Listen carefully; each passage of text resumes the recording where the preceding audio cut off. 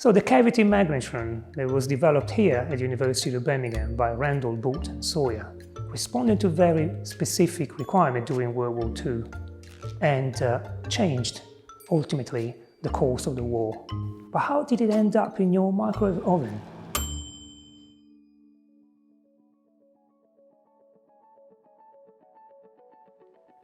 So the cavity magnetron physically appears like the size of a book, so it's very compact, and that makes it usable in small apparatus like airborne radars, for example. Cavity magnetron is a device that is able to convert just a direct current into microwave frequencies.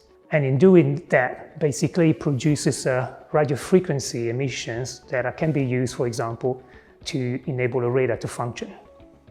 So before the invention of the cavity magnetron, radars, especially in the UK, were running at a much longer wavelength, about 1.5 meters. And this meant that radars had to be bulky with very large antennas. For these reasons, they couldn't possibly be mounted and fitted onto aircrafts. So the demand at the time, the requirement, was to have some compact type of device that was able to be fitted into aircraft and then used for long-range radars. And this would have helped greatly in air battles, but also in the detection and identification of objects that were both in air and at sea. And the first cavity magnetron that was able to produce such a power was actually invented here at the University of Birmingham.